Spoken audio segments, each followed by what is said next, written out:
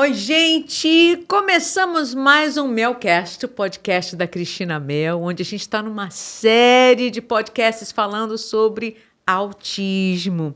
E hoje o nosso tema é autismo no sistema educacional e na igreja. E para a gente bater esse papo, conversando assim de uma forma bem esclarecedora, bem fácil e simples de entender, eu trouxe duas pessoas queridíssimas do meu coração. Vamos começar pelo professor, né? Professor Mauro Rosa, que é professor de letras, mestrado e doutorado em letras, português e inglês, completamente apaixonado pela educação, é escritor também e é uma pessoa assim que vem aqui para nos ensinar muito. Professor, seja bem-vindo. Muito obrigado. Uma honra enorme. Eu acompanho seu trabalho, admiro muito a senhora. Para mim é um privilégio, uma grande alegria estar aqui.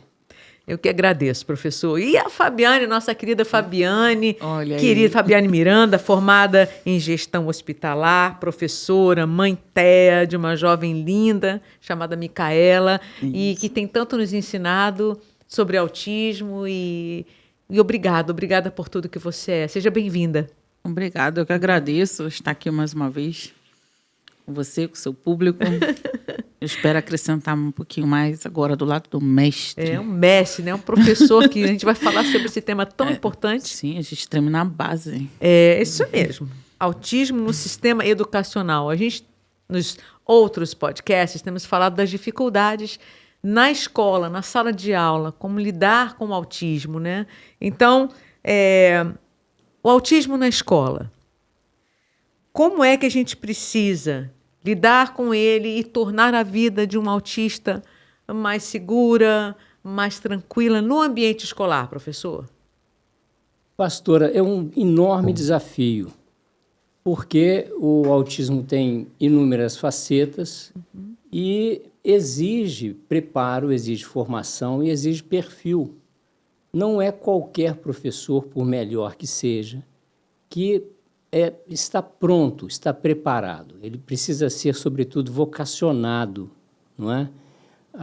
O autismo exige cuidados especiais e exige uma capacidade muito grande de percepção da parte do profissional. Uhum.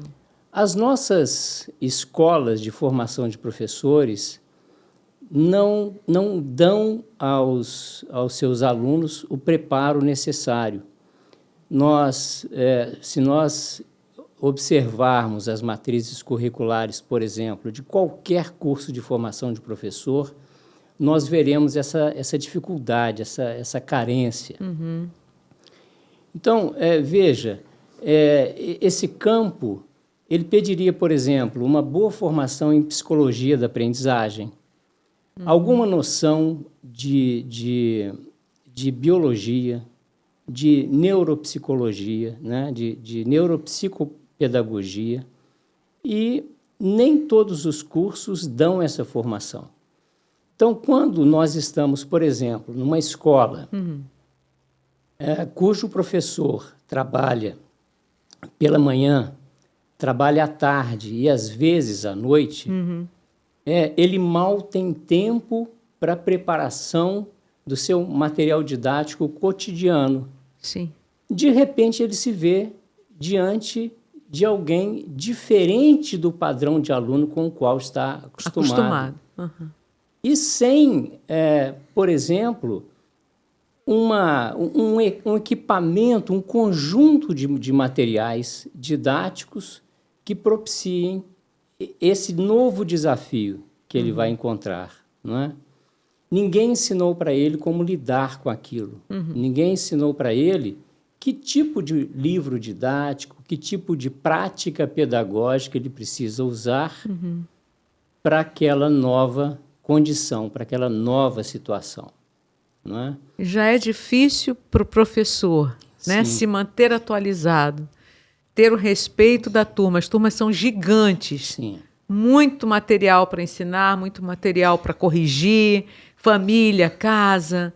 E realmente é um novo desafio. Sim. A gente precisa preparar. Claro. Você falou bem, né? Tem que ter essa sensibilidade, esse feeling, é um chamado. Sim. Porque precisa ter um olhar todo especial para o autista, né? Um olhar especial para essa criança que precisa de uma atenção diferenciada. Sim. E às vezes o tempo falta, a parte financeira não ajuda, não tem recurso para fazer cursos que possam ajudar. Não é fácil a vida de um professor, né? A senhora sabe, eu trabalho num gabinete parlamentar, né, do deputado Alan Lopes, e tenho diante de mim um 0800. 0800 da Comissão de Educação da Alerj. Sim. Muitos pais ligam para esse 0800 e um percentual alto está ligado exatamente a mães de crianças e adolescentes autistas pedindo ajuda. Sim. Normalmente essas mães ligam dizendo: olha, o meu filho está no corredor da escola. O meu filho enfrentou dificuldades com o professor. O meu filho está sofrendo bullying na escola. Então, veja, o professor não é formado para esse tipo de situação. A escola não tem um pessoal de apoio também preparado, com sensibilidade e com os conhecimentos necessários para lidar com essa situação nova, não é? E o que acontece? Quando o professor é vocacionado, ele se empenha, ele vai intuitivamente buscar apoio. Ele assiste um vídeo, ele procura uma fonte bibliográfica, ele conversa com profissionais, ele, no momento de informalidade, conversa com a mãe daquele aluno, ele procura um conhecer caminho, melhor, não é? Ele se esforça. Mas isto quando há de fato aquela vocação, não é? Então será um aprendizado empírico que vai demandar uma intensidade muito grande de dedicação. Neste momento, ele abandona os demais. Percebe? Entendo. Daí a necessidade do chamado profissional mediador. Sim, sim. Não é? A maioria desses casos em que uma mãe procura o gabinete, ela procura pedindo mediador. Sim.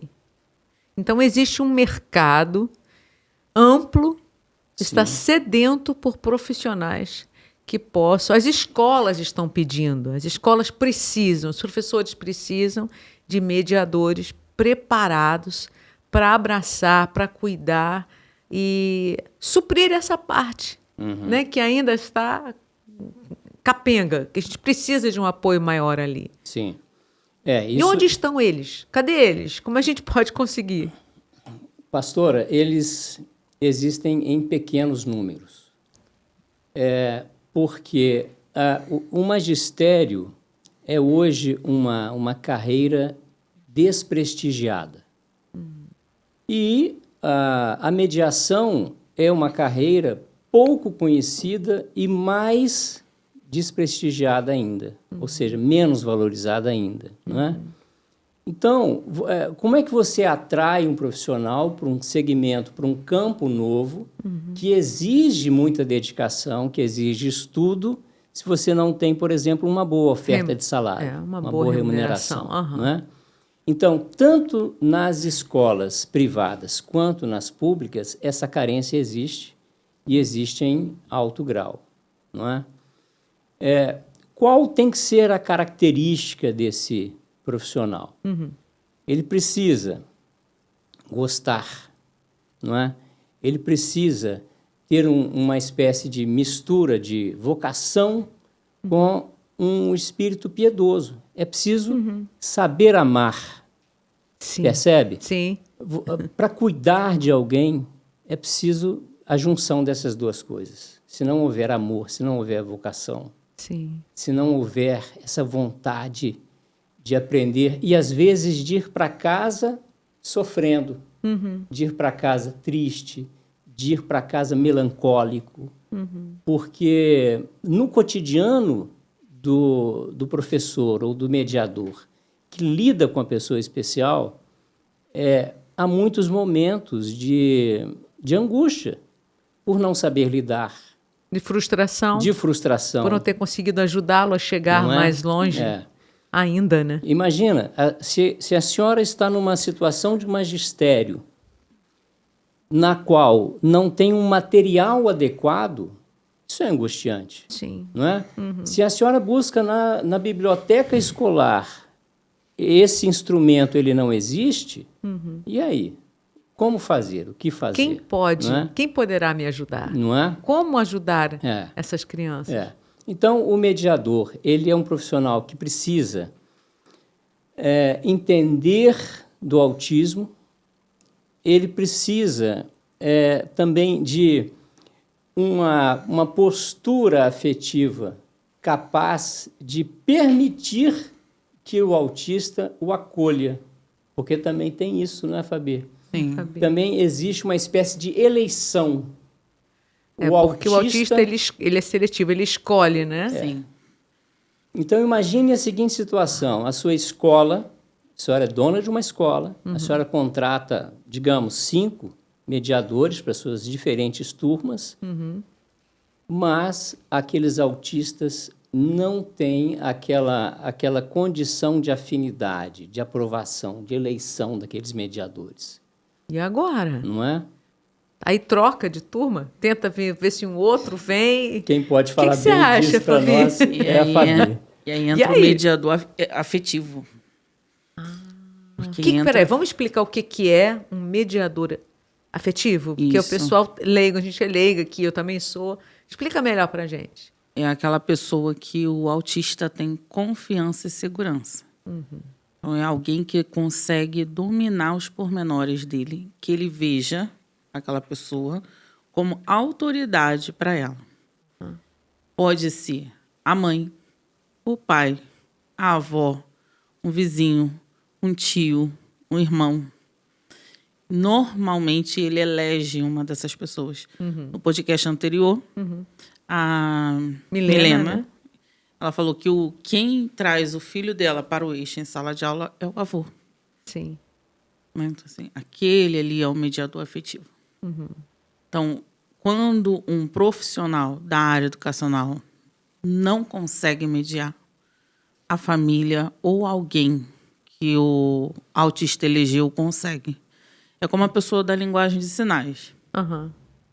Ela quem vai te dar o seu nome na linguagem do sinal. E o seu nome é universal. O meu é esse, ó. É Mel. Isso. Eles me deram o nome de Mel. Então, eles põem ali a identidade deles em você. É a mesma coisa o autista. Ele vai colocar a identidade de confiança e segurança dele no mediador afetivo. Entendi. E aí você tem que transportar essa pessoa para a sala de aula. E aí como é que faz, professor? Como é que faz para O que o senhor trazer? tem pensado? Mas você acha que se o avô, por exemplo, trabalhasse junto com esse mediador da escola, fizesse, não fosse assim, uma semana, um mês, juntos, 2, interagindo, será que daria certo? O que você acha, professor? Porque às vezes o avô não tem condições, né? Ou o pai e a mãe trabalham fora, não pode estar todo o período escolar na sala de aula com o filho. O que fazer? Numa dessas ligações que eu recebi no gabinete do Alan Lopes, surgiu um insight. O deputado pediu que nós criássemos um projeto, nós criamos um PL da chamada Família Mediadora. Ótimo. A ideia é que o Estado, portanto, nas escolas de ensino fundamental e médio, que o Estado possa pagar uma bolsa para aqueles chamados, eu vou chamar aqui de mediador natural, que é essa mediação que o autista estabelece com alguém da família. Sim. Pode ser a mãe, pode ser o pai, pode ser o irmão mais velho, o avô, a avó, não importa. Então, o PL prevê isso, exatamente isso, que a escola seja obrigada a aceitar e que o Estado, através da Secretaria de Educação, tenha condições de pagar uma bolsa para esse mediador natural, eleito espontaneamente pelo próprio aluno, pelo próprio estudante autista. Seria ótimo isso. Já Sim. pensou? Porque às vezes a mãe para de trabalhar para cuidar do filho e tendo um recurso financeiro para ajudá-la nesse tempo em que ela vai estar tendo a tranquilidade de estar ao lado do filho, sabendo que ela vai estar ali dando esse suporte emocional para ele, é muito importante. Não, ela não tem que saber física, química, ela só tem que estar ali e dizer, ó, preste atenção. Isso, ela tem que manter ele no foco e regulado. Uau, seria muito bom se isso acontecesse. É por isso, pastora, que os pais de autistas, eles precisam observar muito no nosso meio religioso, intelectual, político, essas pessoas que se dedicam a pensar a vida do autista, a trabalhar pelo autista, para, no momento, por exemplo, das eleições, saberem escolher pessoas que tenham dedicação a esse tema, não é? E não só no Estado ou na federação, mas também nos municípios. Sim, né? sim. O papel, por exemplo, do vereador no ensino municipal é importantíssimo. Né? Então, é preciso pensar muito nos momentos chaves da política sobre esse tema. Né? E principalmente porque é no município que está a base da educação. É ali que vai desenvolver a coordenação motora grossa, fina, linguagem, alfabetização. O que é coordenação motora grossa? Explica pra gente. Fina com a pontinha do dedo, né? Isso eu já sei. Isso, equilíbrio da mão, é a pinça para você escrever. Da grossa, é a força. Com a ponta do isso, dedinho. é a força da perna, muscular, é o chutar, é o equilibrar na ponta do pé, é o saltar. Você desenvolver a coordenação corpórea, membros inferiores, a coordenação grossa. Sim. E isso desenvolve em sala de aula, em casa, e educação física. Então, assim, lá no município é o começo do tratamento precoce. Porque se você faz a intervenção no município, quando a criança chega no Fundamental 2, em ensino médio, ela foi preparada antecipadamente para aquele momento. Porque lá no município teve algum vereador que se preocupou em colocar aquela escola dentro de um padrão que consiga elevar esse autista à autonomia. Não só o autista, como síndrome de Down, TDAH, o próprio alta habilidade, que você está falando dos transtornos. A alta habilidade não é doença, mas ele está ali e necessita de uma assistência. Então, se o vereador, que é o professor falou, ele faz essa intervenção precoce, esse aluno na vida estudantil avançada, ele não é um problema para o Estado. E hoje, com certeza, o que o professor recebe é ensino fundamental 2, ensino médio. Por quê? Porque lá atrás essa criança não foi preparada. Nessa dificuldade que vivemos hoje.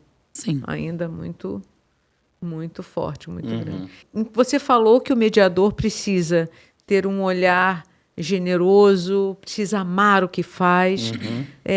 Se a gente olhar assim, para o nicho profissional que existe hoje no mercado, qual seria, na tua concepção, o profissional ideal para trabalhar nessa área de mediador nas escolas, por exemplo? Olha, eu acho que aqueles que têm alguma vinculação com a área da saúde, por exemplo. Né? Sim. Talvez o técnico em enfermagem seja uma das áreas mais adequadas para essa formação. Sabe? Sim, porque já lida cuidando de pessoas. Já cuida no hospital, já tem aquele carinho, aquela paciência, aquele dom para cuidar, né? E aí eu vou falar da minha área, puxou para cá. Puxou para cá, gente. Enfermagem, minha querida. Nós temos os auxiliares de enfermagem. O professor tocou no técnico. Qual a diferença do auxiliar de enfermagem, o técnico? É a mesma coisa? Não, explica pra gente. Não, o auxiliar de enfermagem, ele atua no tratamento de entregar a medicação, a medicação oral, o banho. O auxiliar. O auxiliar. Certo. A manipulação do paciente, a higiene do paciente no leito. Ele é mais voltado para o cuidado. Sim. O cuidador. Né? Hoje é assim. Então, talvez o auxiliar seja mais adequado do que o técnico. Porque o técnico, ele já entra com uma carga superior. Ele é um operador de eletrocardiograma. Ele é uma pessoa que faz a medicação intravenosa. Ah, sim, sim. Tá? Ele auxilia na sala de trauma. Ele tem o olhar da evolução clínica do paciente para startar para o enfermeiro. Então, esse profissional, hoje, ele ganhou o mercado da saúde. Né? E o auxiliar de enfermagem acabou entrando meio que no esquecimento, no desuso. Né? Ou ele se adequa ao técnico, ou ele perde ali a função dele. Hoje nós temos no quadro do Serviço Público de Saúde 17 mil auxiliares de enfermagem. Olha isso, gente. Esse povo todo querendo... Estão ali naquela categoria. Querendo ter uma valorização a mais, Isso. um curso a mais, onde ele possa ser usado também, útil, em outras áreas. Não só ali no leito do paciente, no hospital, mas olha que leque imenso, que mercado imenso eles têm pela frente. Sim, eles caem em subutilização. Né? Porque ele é concursado, ele está lá dentro, mas ele não atua mais na área que foi proposta anteriormente para ele, porque entrou a figura do técnico. Né? Então já existe um profissional que pode ser muito aproveitado como mediador de crianças com TEA, com outro tipo de... Eu vou dizer, ele é apaixonado pela saúde. Um auxiliar de enfermagem, ele é extremamente apaixonado. Porque ele entrou ali realmente com essa visão do cuidado. Eu nasci para cuidar. Sim. Eu nasci para o banho no leito, eu nasci para dar comidinha na boca, eu nasci para levar para tomar banho de sol, eu nasci para pentear o cabelo, cortar cabelo. O auxiliar de enfermagem dentro do hospital, hoje ele... Faz quase tudo nesse Ele sentido. é a mãe do paciente. Uau. Ele é aquela pessoa que dá o cuidado de amor, né? De compaixão para o paciente. Ao contrário do técnico, não quer dizer que ele não dê, mas ele vai empregar muito mais a técnica da profissão do que essa parte mais humana. Da humanização é muito mais focado um auxiliar, e a gente tem aí um leque de profissionais. Gigante esperando por essa... Existem cursos que preparam para mediadores, professor? Existem. Normalmente eles estão ligados às secretarias de ensino, né? Algumas instituições de ensino superior também oferecem cursos de curta duração, mas nós entendemos que é preciso que exista um curso com maior solidez, maior carga horária, preocupado exatamente em associar esse tipo de conteúdo que o auxiliar já tem, pelo que você acaba de descrever, a questões como psicologia geral, psicologia da infância, psicologia da aprendizagem, não é? Esses campos de saber, os fundamentos de ensino, as práticas pedagógicas, campos que vão auxiliar, né, preparar o mediador para aquele auxílio necessário no cenário da sala de aula, para aqueles momentos em que o professor não se sente capaz, né? Não se sente preparado ali na dinâmica da sala de aula. Excelente. Isso é muito importante. Então, as pessoas podem procurar, seria em nível universitário ou cursos técnicos? Olha, o deputado Alain nos pediu que criássemos um curso para ser implementado ainda neste semestre na FATEC de Bangu. Que maravilha! Então, eu sugiro aos que nos assistem que entrem no site, nas redes sociais da FATEC de Bangu, porque em breve será ofertado um curso de formação de mediadores lá. E que a gente possa espalhar por todas em outras instituições também, esse curso para preparar esses profissionais para ajudarem na sala de aula. Os professores agradecem. A escola da minha filha falou, Cristina, eu estou procurando mediadores. Nossa escola precisa, deseja, anseia por mediadores. Então, aí, um campo de trabalho está aí pronto para vocês virem ao nosso socorro, ao socorro da educação, para ajudarem, dar essa tranquilidade para a família, né? E para o Estado ter essa tranquilidade também, provendo o recurso necessário para manter esses profissionais com um salário digno, com toda a segurança que eles merecem e podem oferecer também, né? Sim, com certeza. Que ótimo. Então, olha só, a gente estava nos outros podcasts falando sobre as escolas que chegaram muitas vezes para você, Fabi, disseram, olha, sua filha está sendo gentilmente convidada a sair daqui, porque nós não conseguimos mais lidar com ela, enfim, não tem jeito mais para ela. Já aconteceu isso contigo? Já aconteceu várias vezes, não só não. Meu Deus do céu. Muitas vezes eu já fui convidada até o sistema educacional desistir de mim, me dar Deus, eu assumi a educação dela em casa. Uau, e muitas mães passam por isso, mas, professor, você que entende muito de leis, uma mãe que passa por uma situação como essa, existe alguma lei que possa ampará-la nesse momento tão difícil em que ela se sente, caramba, agora eu estou sozinha, tem alguém por mim?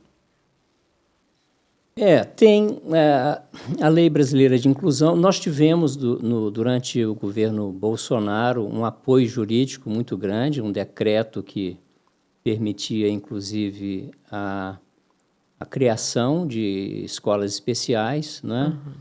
O próprio deputado Alan Lopes publicou um projeto da Fabi sobre a criação de clínicas escola, né? Existem muitas iniciativas. O problema é que muitas dessas iniciativas têm uma marca político-partidária muito grande. Existe muita ideologização nesse campo. E, então, às vezes, há criações legislativas que, a rigor, não estão preocupadas com o estudante propriamente dito, mas com um espectro ideológico ou um espectro político, não é? Essa lei brasileira de inclusão é um caminho. O sistema jurídico tem a Defensoria Pública, que pode auxiliar as mães em todos os momentos de conflito, né, que elas, porventura, vierem a passar, e são sempre muitas mães têm essa dificuldade, que a Fabiane relatou.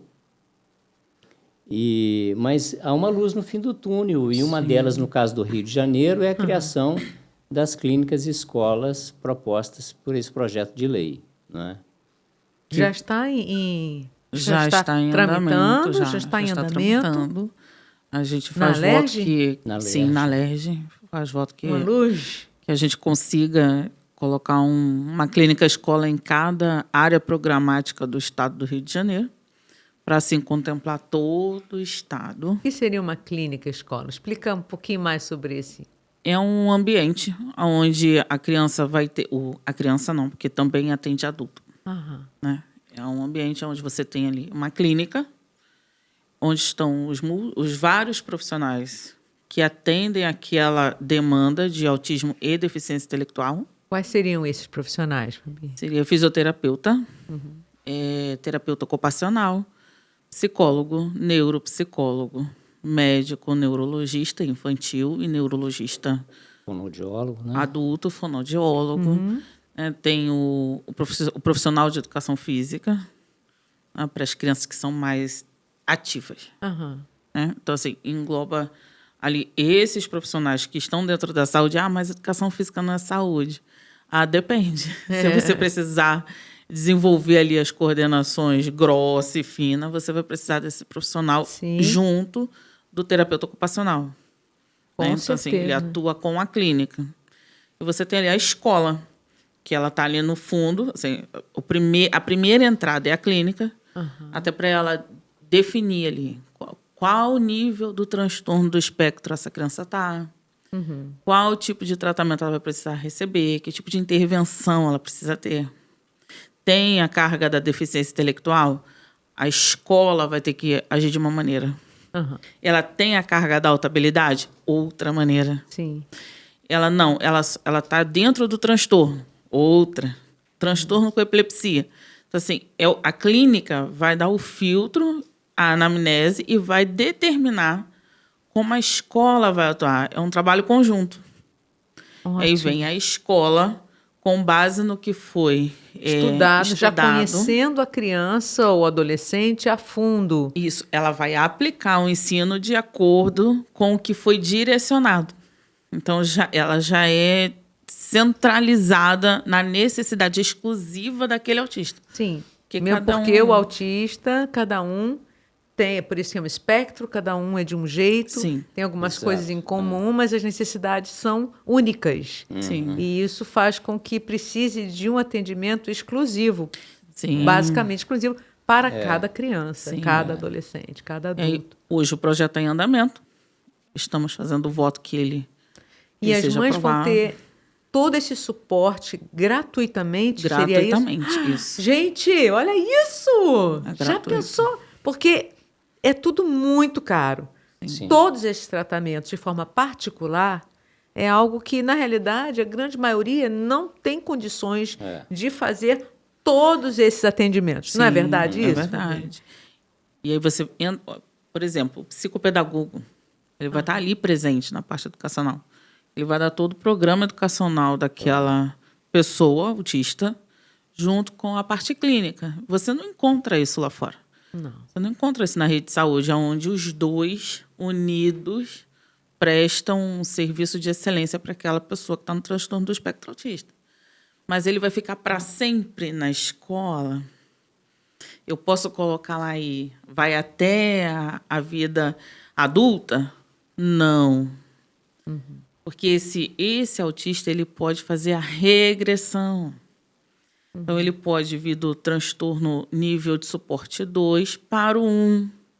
Então, as demandas dele podem mudar completamente. Ele pode se tornar autofuncional, independente. Esse é o nosso objetivo. Fazer Esse com é o que nosso ele objetivo. consiga... E aí ele pode integrar um colégio regular. Ele não demanda mais daquela clínica escola. O objetivo é que ele desmame e volte a integrar ali o sistema educacional, que ele não fique ali aprisionado com a gente, mas que ele Isso mesmo. evolua e avance. Exatamente. Existe uma... os pais, eu percebo muito que o grande medo de um pai, de uma mãe autista, é o da própria ausência. Aquilo que os pais mais temem é que morram sem que os filhos tenham alcançado a autonomia. Não é? Sim. E existe uma espécie de crença de que pôr o filho numa escola normal, convencional, é a maneira de incluí-lo na sociedade. Acontece que, de um modo geral, a escola convencional não está preparada para esse desafio. Esse projeto da Fabiane, ele resolve essa questão, porque o professor estará acompanhado de um conjunto de profissionais altamente preparados para aquilo. E numa escola dessas, o professor nomeado ali, empossado ali, ele também terá um mínimo de Esse preparo. suporte. Não é? Sim. Então, além da própria formação, ele tem ali uma parceria multifacetada que vai dividir com ele os desafios e vai orientá-lo, não é? Sim. De modo que essa sim é a verdadeira inclusão, é aquela inclusão que acolhe com todos os campos de ciência, que acolhe com todas as informações técnico-científicas preparadas para esse acolhimento, né, de fato. E para a condução mais madura, porque os profissionais saberão Como agir, como conduzir, não é? Como estimular E a chance de um desenvolvimento mais maduro e mais seguro é maior. Com certeza. Você acha importante fazer uma conscientização em nível escolar para os alunos, caso uma turma, por exemplo, receba uma criança TEA como aluno ali? Você acha que seria válido algum tipo de palestra ou alguma coisa que possa trazer um maior esclarecimento, maior empatia para a escola? Sim. Para que eles possam entender um pouco mais e abraçar aquela família, aquela criança de uma forma mais efetiva? O que vocês acham disso? Eu acho que sim, eu não sei nem se é possível, professor. Os próprios pais darem as palestras. Sim, compartilhando as suas lutas. Sim, ensinando a turma a lidar com o filho. Ai, que ótima ideia. Aquela roda de conversa. Aham, Lembra quando na escola, pelo menos na minha, ia lá uma pessoa que é profissional de uma X área e falar como ela se superou até ela chegar àquele ponto para poder estimular o aluno a chegar lá também? Assim, tinha muito isso antigamente. É a mesma coisa. É trazer pais, um pai, uma mãe, em sala de aula para ele palestrar sobre o que é o autismo, como é que é lidar com criança autista, com jovem autista, que é a pessoa mais próxima e mais realista nessa história. É pai e mãe. Então, se você está colocando aquela criança ali naquele colégio e a escola identifica, eu tenho 5 crianças autistas. Então, eu vou chamar esses 5 pais, vou conversar com eles, vou fazer um programa de conscientização, uma palestra que vai ocorrer na escola, em sala de aula. Ele vai entrar ali, vai passar meia hora, 20 minutos. Não precisa ser muita coisa, né? Fazendo ali a conscientização sobre o autismo e como fazer a inclusão do filho. 2 filhos e dos que virão. Não sei se é possível colocar em sala de aula, fazer como um programa escolar, porque a escola não vai demandar a mão de obra financeira, né? Que é a grande questão. Ela já tem os próprios pais ali que podem fazer a palestra e eles querem. Se tivessem falado comigo, Fabiane, vem aqui e ensina pra gente, eu iria. Uau! Com certeza. E a gente fez uma música chamada Autista. E diz, autista não tem cara de autista, mas tem algumas características. E quando se conhece, a gente entende e inclui. Respeita e tem empatia. Daí a gente fala em cada estrofe a luta dos pais, cada pequena vitória que é tão grande diante daquela família, diante de cada desafio que todos os dias eles enfrentam. Algumas características de como a gente pode olhar para uma criança e saber que ela tem espectro autista, que ela não é mimada, ela não é birrenta, mas que ela tem algumas características, né, como flapping. O que mais que você pode falar? Vamos relembrar um pouquinho? Como é que a gente olha para uma criança e pode saber aquela criança é TEA? Ela tem o flapper, né? Flapping, que é balançar as mãos. Isso. Ela é mais quietinha. Pode ser mais reservada. Ela é mais reservada, ela tem um hiperfoco. Ela tem algo que é de estimação. Eu conheço um que só anda com o dinossauro na mão. Então, se ele está em sala de aula, ele está com o dinossauro. Se ele está na rua, ele está com o dinossauro. Se ele está no casamento, ele está com o dinossauro. Então, assim, ele demonstra que ele tem algo que é afetivo. Né? Ele vai brincar da mesma brincadeira, de forma diferenciada.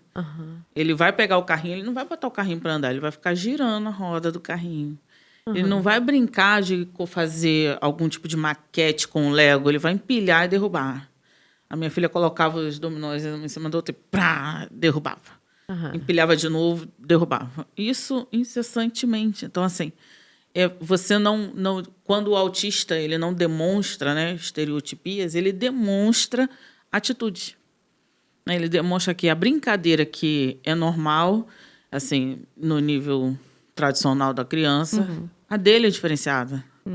A conversa que a criança está tendo ali com os pares sobre a bola. Vamos jogar bola.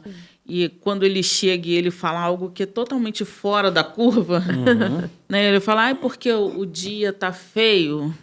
Então, assim, ele entrou naquele assunto, mas ele não aquele assunto não encaixa. Bom, essa pessoa aqui é um sinal de alerta. Essa pessoa trouxe um assunto que não tem a ver. Então, eu vou prestar uma atenção carinhosa. Em vez de causar o bullying, né? Isso, Pegando, por exemplo, o dinossauro dele e jogando fora, ou escondendo, ou causando um grau de tensão, de angústia. Pelo contrário, a pessoa vai entender que ele precisa daquele brinquedo, que quando ele está muito feliz ou pouco tenso, ele balança as mãos, não é para segurar a mão dele. Ele anda na pontinha do pé. Ele está tentando, né, se equilibrar, não é isso? Sim. Mãe. Então, Ele quica. é o jeito dele andar. É um jeito. Né? Quando tem muito grito na hora do recreio, muito barulho, ele bota a mão no ouvido. Nem todos. Alguns têm baixo estímulo e outros alto estímulo. Assim, na audição. Então, alguns vão São muito sensíveis à audição. e outros vão passar de boa e você não vai nem... Não, tem certeza que é autista? Porque não tem problema com o som, mas ele tem outras características que diferem daquele que tem problema com o som. Entendi. E sobre escola, eu recebi uma mãe recentemente de São Gonçalo. Recentemente, sexta-feira. Sim.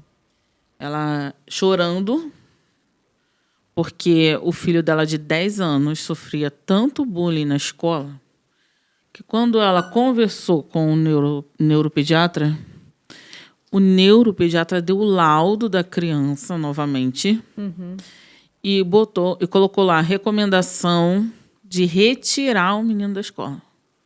Então, não foi a escola, né, que solicitou isso, mas o próprio médico, devido à intensidade de bullying que aquele aluno estava sofrendo. Então, naquele momento, estar naquela escola estava causando mais prejuízo para a criança do que se ela estivesse fora. Exatamente. Então, ela precisava... por isso que é tão importante conscientizar os alunos, os professores e os próprios pais. Né? Porque pela falta de conhecimento, tamanha ignorância, diz que falta um parafuso, que é excêntrico, maluco. Alguns termos que a gente ouve muito por aí, de uma forma tão errada. E essa falta de empatia, de respeito, de amor, de se colocar no lugar daquela criança. Porque fere. Sim. Não é só a criança que se sente humilhada na frente dos amigos, porque tudo que uma criança quer é ter amigos, Sim. é ser recebida, acolhida, fazer parte de um grupo. Eles chegam numa idade que eles têm essa necessidade de ter a turma, de ter os amigos. E quando você é desprezado dessa maneira, a família inteira sofre, né, Fabi? Sim, e a necessidade social dele é tão grande que quando ele é nível de suporte 1 ou 2, verbal, todas as pessoas conhecem ele e ele conhece todas as pessoas pelo nome. Ele faz questão de perguntar, como é seu nome? Tudo bem? Eu sou fulano. É verdade. Eles ele gostam de saber. Ele conhece todo mundo. A minha filha conhecia todos os professores da escola pelo nome, os profissionais da limpeza, inspetores, pedagogos, todos pelo nome. Ela conhecia todas as turmas. Por quê? A necessidade de interação social. Então, a carência pelo outro... É muito Sim. grande. E quando É ela é muito grande. rejeitada, deve ser uma dor absurda. Sim, com certeza. Absurda. A gente... Peraí, quem é que gosta de ser rejeitado na vida? Quem? Não é só uma criança do espectro autista. Eu não gosto, você não gosta. Todos nós temos esse desejo de sermos reconhecidos, de sermos recebidos, amados, aceitos, não é? E nós temos as nossas excentricidades. Cada um tem o seu jeitinho de ser. Sim, Então, eu me lembro, eu tenho uma princesa, minha filha Isabela, vai fazer 15 anos, nós estamos em 2023, esse podcast vai estar gravado, né, por toda a vida, e eu me lembro um dia que ela chegou chorando, falou, mãe, as minhas amigas, quando estão conversando e eu chego perto delas, elas ficam caladas, elas mudam de assunto. Chegou Isabela Mel, a inocente, Porque a Isabela não tem... Ela é uma adolescente, mas ela não pensa em namoro, ela não tem essa malícia ainda. Porque cada um tem seu nível de maturidade. Ela não assiste determinados filmes, a gente tenta criar nela um caminho a seguir, onde a gente possa selecionar o que ela vai assistir ou não. Então, falar de namorado, falar de garoto, ela ainda não está nessa fase. Então, palavrões, você não vê Isabela falando palavrões. Então ela fala, mãe, fulano fala tanto palavrão. Graças a Deus, hoje ela está numa escola, né, que é a Legacy School, é uma escola bilíngue, é uma escola cristã, confessional, onde a gente pode falar de Jesus, é um outro ambiente. E aí a Isabela, hoje, até matemática ela sabe, que ela não conseguia, a gente tinha que ter um professor particular para física, para tudo. E ela começou a desenvolver uma independência, uma responsabilidade própria maravilhosa. Eu falei, filha... Mas elas mudam de assunto. Eu queria só uma amiga, mãe. E eu expliquei para ela que a gente não tem uma multidão de amigos. Que na minha vida inteira, eu acho que eu posso contar na palma das minhas mãos a quantidade de amigos que eu realmente tive e tenho. Colegas nós temos, mas amigos. Então, a gente tem que ensinar isso para os filhos, que ela não vai conseguir agradar a todos. Sim. Ela não tem o poder de controlar o que o outro pensa sobre ela, mas quando ela sabe a identidade que ela tem e quem ela é, fica tudo muito mais fácil. Você pode chamar, você é feia. Eu falei, mas eu não sou feia. Você é burra, mas eu não sou burra. Eu sei quem eu sou, eu sei minha identidade em Cristo. Entendeu? Eu falei, filha, existe um veneno que pode estar aqui nesse copo, mas você não vai beber esse veneno, então você não vai morrer. Mas se você beber do veneno, você pode morrer. E o veneno, muitas vezes, sai da boca de crianças que, às vezes, podem ser bastante cruéis quando elas querem ser. Com certeza. Então, não beba este veneno. Não tome para si. Você não é o que o outro pensa que você é, ou que o outro diz que você é. Você é tudo aquilo que Deus tem preparado, tem declarado sobre a sua vida. Você é uma vencedora, você é capaz, você tem valor. E a gente, todo dia, né, tem que inculcar na cabeça dos filhos, né, a palavra de Deus, os ensinamentos, os princípios inegociáveis. E quando, às vezes, vê alguém falando mal de alguém, eu falei, não fala, filha. Você não vai fazer com o outro o que você não quer que faça contigo. Exatamente. Então, como você gostaria de ser tratado? Não é com respeito? Não é com amor? Não é com paciência? Com carinho? Gentileza, generosidade, isso tudo faz a diferença. Então, a criança precisa, independente dela ter qualquer tipo de transtorno, ela precisa ser amada, ela precisa ser... E esse ensinamento começa dentro de casa. E a gente, às vezes, vê muito preconceito. Muito preconceito. Por quê? Porque os filhos são, muitas vezes, o reflexo dos pais. Eles imitam o que eles ouvem em casa, o que eles veem em casa. Não é verdade? Sim. Então, é muito complicado. Eu acredito que o trabalho tenha que ser feito não só com as crianças em sala de aula, mas com os pais das crianças também. Com certeza. Ter reunião de pais. Antigamente tinha muito isso. Não sei se hoje ainda tem nas escolas, mas seria importante ter palestras com os pais também. Sim. Embora o tempo seja tão curto, mas todo aprendizado traz um crescimento na alma, no conhecimento, e aprender é tão bom. Então, o trabalho tem que ser feito não só com as crianças, mas com os pais também. Também. E as leis que existem hoje, quais são as leis que a gente tem que saber, os direitos que nós temos, as crianças que têm o TEA, as famílias que enfrentam isso, quais são as coisas que eles não podem aceitar? Quais são os direitos que eles têm? O que eles devem fazer em determinadas situações? O que vocês orientam para a gente? Em toda situação de conflito, quando a lei não abriga os direitos das pessoas, elas imediatamente têm que procurar o amparo do Poder Judiciário através da Defensoria Pública, se for uma família que ganhe 2 salários mínimos ou menos, né? Ou um advogado privado, ou o apoio legislativo através de um gabinete parlamentar. Não é? Hoje, nós no caso do gabinete do Alan Lopes, tem uma equipe inteira para cuidar disso, né? Então, tudo aquilo que nós identificamos como uma carência, uma demanda do cidadão, sobretudo do pai de criança, de adolescente, autista, a gente tenta imediatamente criar um projeto de lei que compense aquela carência, né?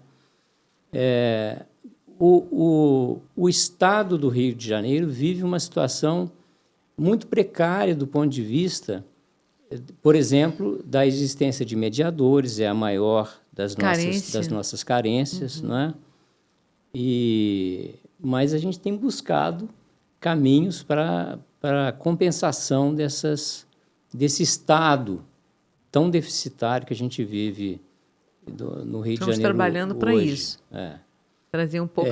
A nossa escola, o ambiente escolar, às vezes, é muito perverso.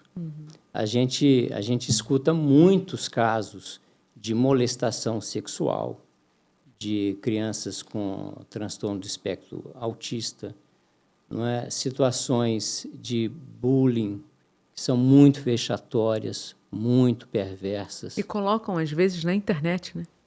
Porque o lance do apelido, né? Você é narigudo, ladrão de oxigênio, enfim, seja o que for.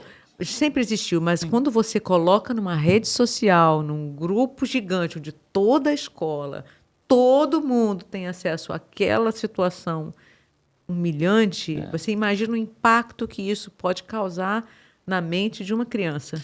Caiu na rede uma menina de 14 anos na escola, sentada, isolada. As meninas vieram com um copo de urina para ela beber, forçá-la a beber a urina. Que isso. Então, assim, tem muita crueldade também por parte da turma, né? Das crianças de forma geral, adolescentes, jovens. Tem essa maldade. Agora, a lei que realmente veio para ajudar um pouco as famílias. Primeiro foi a lei orgânica, que trouxe para as famílias que têm aí a dificuldade financeira, né? Que ajuda essa família, que dá um salário mínimo. Porque ele entrou na lei do PCD, né? Da pessoa portadora de deficiência física. Então, automaticamente, ele tem direito a esse valor, quiçá aposentadoria. Não são todos, demanda o laudo médico. Sim. Qual o passo a passo? Vamos ensinar para o pessoal aí. De repente, você nem sabia que tem esse direito.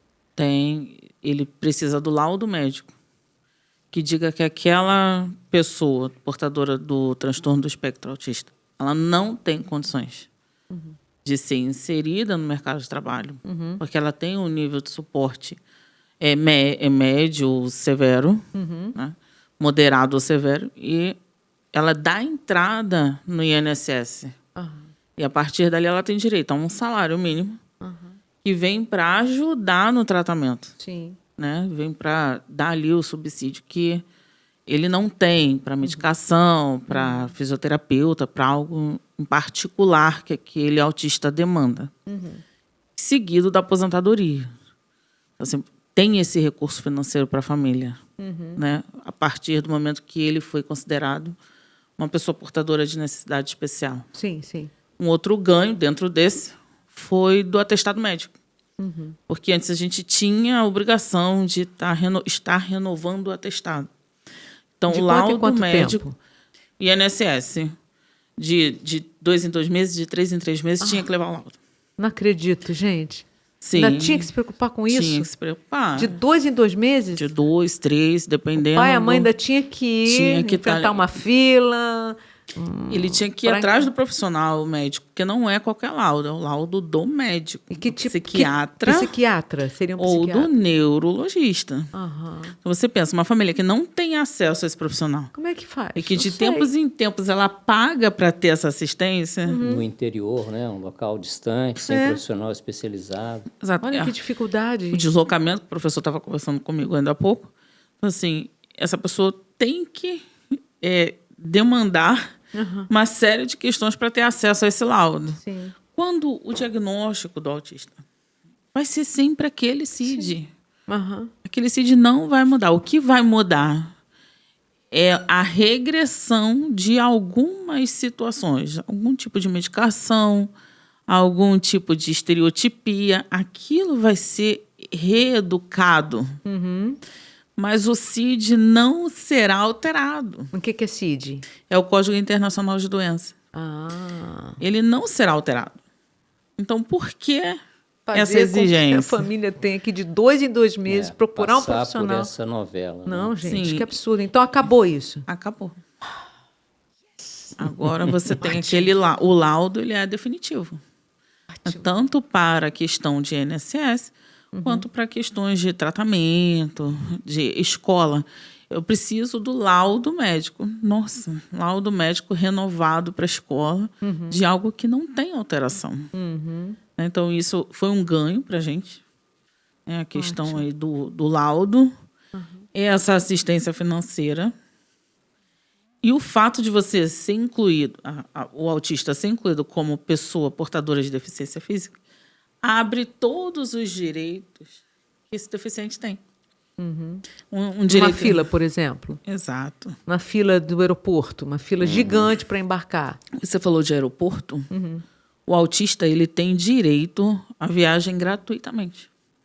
Sério? Sério. A família quer viajar e a passagem do autista É gratuita. é gratuita. Você sabia disso? É gratuita. Não, porque eu não sabia. Você sabia disso? Melcast. Olha, a gente aqui aprende muito, gente. Ai, que maravilha Porque isso! ele demanda necessidades especiais. Então, E aí, o que a empresa aérea tem que fazer? Ela dá a passagem gratuita para o cuidador. E o autista paga. Mas, na verdade, é invertido. Ele está colocando o autista gratuitamente. Sim. Né? Está facilitando a vida daquela família. Então, assim, quando a pessoa vai solicitar, ela solicita para o cuidador. sim. Ah, então ó, preste atenção, hein? Ela vai solicitar para o cuidador. É autista, tem direito a uma viagem aérea gratuita. Então, ele vai lá e solicita que aquela pessoa é autista e que demanda de cuidado especial. E vem uma passagem gratuita e o cuidador... Pode ser o pai, a mãe, né? Sim. Porque vai vir no nome do cuidador. Então, não vai vir no nome da criança. Não, porque a criança não responde por si. Então, a passagem é daquela pessoa. Então, assim, se a criança é uma criança, ela paga meia passagem, aquela pessoa vai pagar meia passagem da criança e vai gratuitamente para qualquer lugar do mundo. Excelente. Só de avião, ônibus também, você sabe dizer? De ônibus depende da empresa. Aí você tem que consultar se aquela empresa em específico ela tem ali a parceria que dá a gratuidade. E parques, ambientes de lazer, eles não expõem. Então é necessário que você pergunte na bilheteria. Ele é autista, Levando ele tem o laudo, acesso, ele leva a carteirinha. A carteirinha. Ah, existe? Existe Então, a olha carteirinha só, do autista. A criança precisa tirar essa carteirinha. E como a é carteira que faz? de identificação. Ela entra lá Vai aonde? Ela entra no site do INSS, Ah, faz tudo por todo o computador. processo dela, vai no Detran e tem ali um caminho especial pela Prefeitura do Rio que você tira a carteira específica. Então, você tem a identidade do Detran que diz que é TEA. na própria identidade que tira, Você pode já colocar pode ali que é colocar TEA. essa informação. Isso, já Ótimo. pode vir com a informação. Ou você tira a carteirinha, que é como se fosse de estudante, que está lá no portal da Prefeitura do município do Rio, do estado do Rio, enfim, qualquer estado, a prefeitura, qualquer estado não, no estado, Do qualquer Rio. prefeitura do Rio, Ou de qualquer outra parte, de qualquer do, parte Brasil, porque a gente está aqui, né? Passando Isso. para todo mundo saber disso. Isso, ele vai lá na E prefeitura no dele. cinema, por exemplo, ele quer ver um filme, Então, entra o- gratuitamente? ele entra com a meia entrada, Tá. porque ele é um PCD. Mas a família tem que ter atenção se aquela sala está preparada para recebê-lo. Como assim? Porque se ele tem hipersensibilidade Ao som, som, muito alto. O som não do vai cinema conseguir. é alto. Se ele tem hipersensibilidade ao frio, então você tem que ter atenção aí na sala. Então, assim, pra gente, ganho IPVA. Opa, tem vantagem no IPVA? Tem vantagem no IPVA. Conta aí, gente. Vai anotando, gente. Anota tudo, gente. Tem a vantagem de você vai comprar um carro novo. Sim. E eu vou comprar um carro novo e a minha filha é uma PCD. Eu compro o carro com 40% de desconto. Ótimo. Olha então, isso, assim, gente. tem alguns benefícios Uhum. que a família pode utilizar graças ao fator que, para mim, como mãe TEA, mais importante foi incluir esse TEA no portador de deficiência. Necessidades especiais. Muito Que importante. aí abriu um leque É nova de essa lei? possibilidades. Não, ela já está em vigor há muito tempo. Muitos anos. Sim. E o símbolo do autismo, quando a pessoa coloca aquela faixa, né? Você acha importante os pais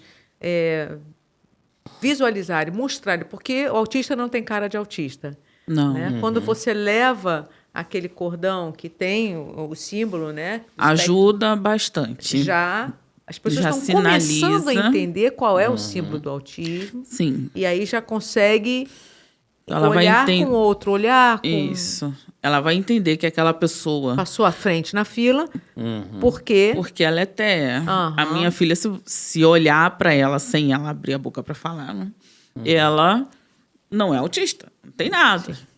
Mas se eu entro na fila, eu tenho um problema se eu não tô com a carteirinha dela. exatamente. Né? Se ela não tá ali com... Se ela tiver com alguma coisa já, mostra.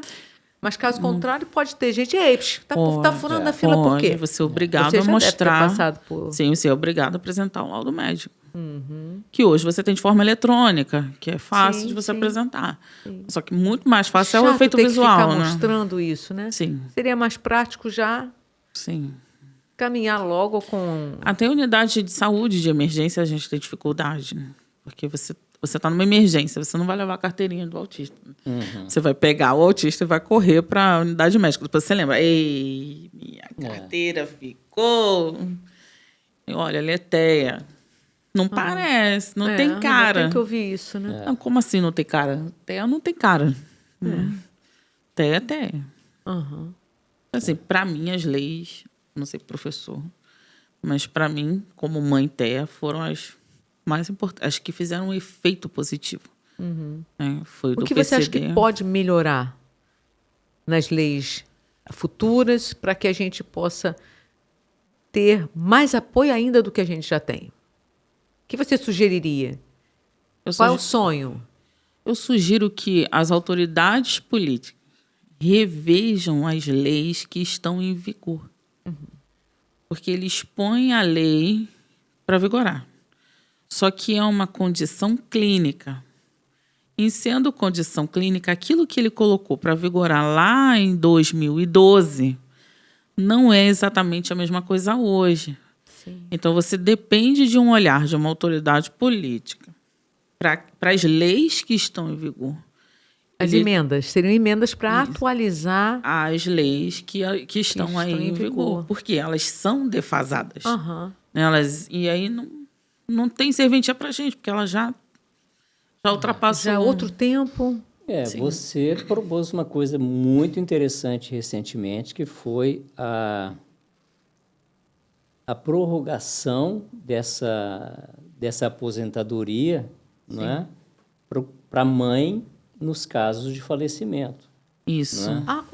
Vamos falar um pouquinho sobre isso? Aposentadoria para a mãe do autista? Sim. Como é que é isso? Me conta aí. Então, é a mãe no luto, né? Sim. É a síndrome do ninho vazio. Aquele autista faleceu. Então, o que fazer por essa mãe? Que parou a vida Sacrificou inteira, a vida largou a em prol profissão, daquele filho. largou tudo para cuidar. Para cuidar daquela pessoa. Será que alguém lembrou dela? Exclusivamente. Né? Então, pensando nessa mãe, nessa avó, nesse pai, que Sim. o cuidador que abdicou da vida dele. Aham. A gente criou um projeto de lei, né, com o deputado Alain, que faça uma espécie... Não é uma aposentadoria, é uma prorrogação do benefício. Então, essa pessoa que está no luto, né, a síndrome do ninho vazio, ela vai passar por este processo recebendo o benefício que era daquele filho. Sim. Continuar recebendo. Isso. Durante quanto tempo? Durante 1 ano. Que é o período que ela tem para, em 6 meses, 1 ano, ela conseguir entrar num curso, se aprimorar para ser reinserida no mercado de trabalho. Assim, ela não tem aquela retirada abrupta do benefício e ela tem um tempo Para se reprogramar e voltar ao mercado de vida, né? trabalho. a vida. Isso. É verdade. É um projeto que, Eu pensei que se era Deus toda a quiser. vida. Eu já estava querendo Quem que fosse dera. toda a vida. Não, não é. Porque, assim, a gente entende que, como o meu exemplo, eu interrompi 10 anos, né? Em função da minha terra. Uhum.